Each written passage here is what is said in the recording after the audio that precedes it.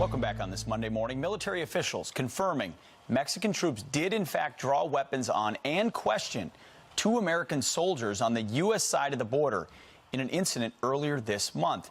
Well, as a former Border Patrol agent, our next guest says he's had to confront and arrest Mexican soldiers patrolling on U.S. soil. Here to share his own personal story is Tom Homan, retired ICE director and Fox News contributor. Tom, good morning. Thank you for your service. So break down this story and then tell us your own, please.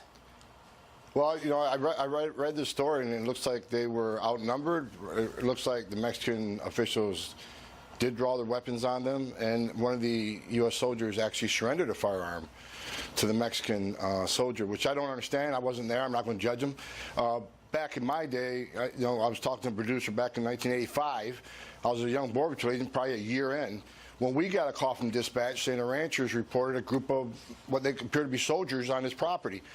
So, of course, we responded at the time, and we showed up. There was probably 8 to 10 of them, and a couple of units up to like 3 of us, maybe 4.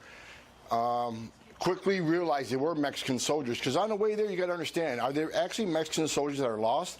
Are there Mexican soldiers that are acting as a security detail for a drug smuggling operation, which happens? Or are these just drug smugglers dressed in fatigues? We didn't know when we went on the way there, but once we got there, quickly recognized Mexican soldiers. And we arrested them. We disarmed them. We arrested them.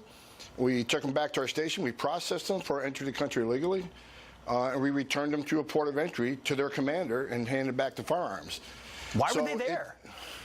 Then why does this happen? After it's all said and done, they were on a training expedition, and they got lost.